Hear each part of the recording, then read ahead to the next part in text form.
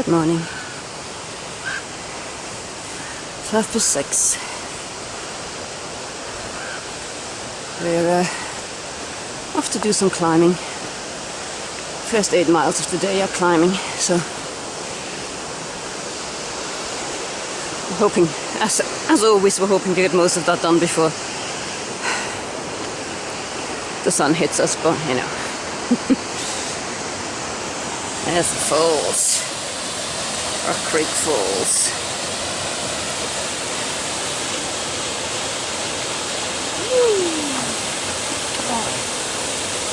My little pretty thing. How are you this bright and sunny morning? This is my morning pair. Morning look.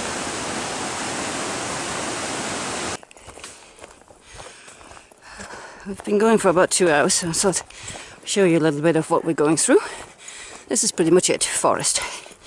Since we left the creek, it's been a shady forest all along, which is nice for the climb because it doesn't get too hot yet.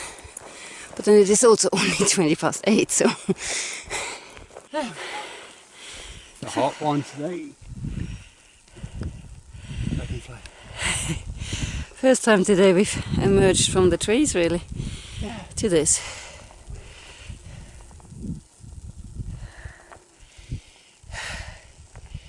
Whew. There's a trail crew cutting down the overhanging twigs back there. Much appreciated, because they really are quite overgrowing. I seem to have missed that before. By the pylons, there's Manchester. Rather large. It always sounds like, looks like it floats a bit because of all that sort of, I'm guessing it's a tree line underneath and then you get a snow on top. You can see that where the aliens landed, can't you? Well, you see the dark bit in the middle there, there's actually a cave and the aliens come out that. That's true, yeah, there was something on YouTube about... People was always sitting and looking and said, there's a cave there where the aliens come and go in. Yeah. Yeah, whatever. Well, you know, stranger things have happened. But also loads of lovely flowers again are here. Look at that. This is nice. Lunch with a view.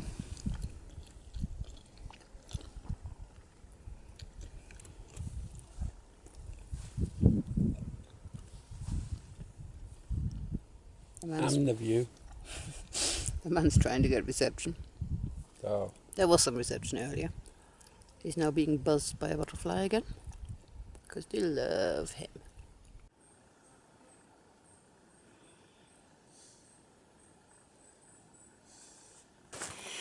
This section is so German looking, I'm gonna start singing Im Frühtau zu Berge in a minute. The plant life is ever so slightly different.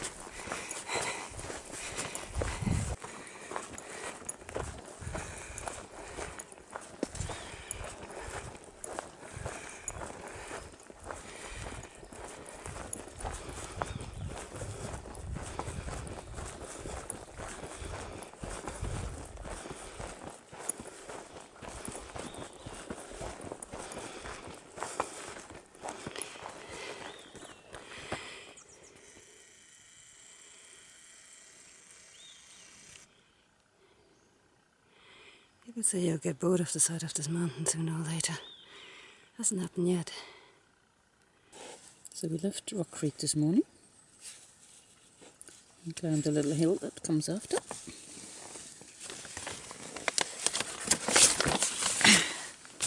Oops.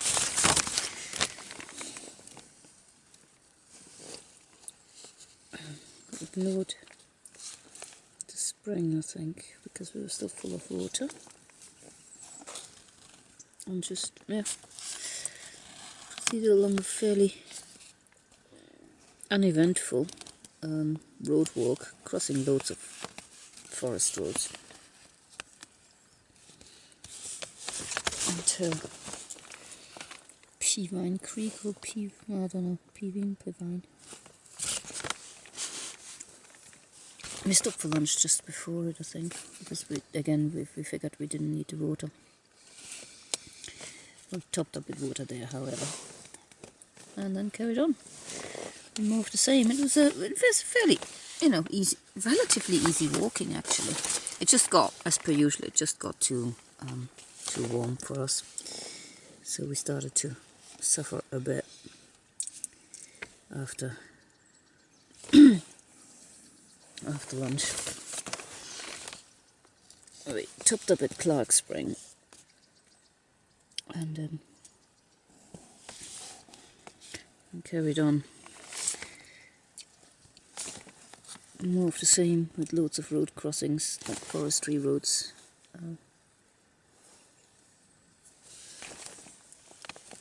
And then somewhere around here we lost our sense of humour slightly. Not sure what happened. We just suddenly went like, what the heck? I think that it's just, it wasn't actually that warm anymore. The temperatures were okay. We just kind of, all this walking around in the woods all day long. It's difficult to pinpoint what happened. We just kind of lost it a bit, and just by the time we got to Clark Spring, which is where we actually just wanted to top up and carry on for a bit, we just thought, what's the point in carrying on? We're just hiking these miles for the sake of hiking miles. So we pulled up there in a slightly bad mood, which is why there's no footage of us setting up tents or anything. It wasn't a good place to set up either. Poo paper everywhere. Yeah, as the man just said, it was one of the dirtiest places we've seen for a long time. People have obviously camped. I mean, it's a decent enough camp spot, but people have obviously never heard of Leave No Trace. The people that use that, it's it seems odd that this one source is so dirty. So my guess is it's not PCT hikers necessarily, because they'd leave that crap everywhere if they were that way inclined. I mean, it was literally, there were rocks right by the spring. There was a big rock that had no fires written on it, because clearly that's another thing that people were doing there that they shouldn't have been doing, is lighting fires. Purely because it's just no fires everywhere. It's not like it's a particularly precious area, but if somebody bothers to tell you not to light a fire, just don't light it, and you could see the ash everywhere.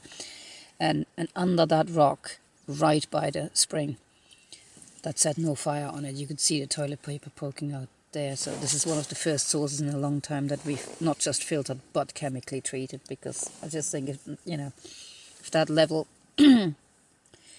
butthead uses that area, they can't be trusted to not actually just go to the toilet in the damn creek. So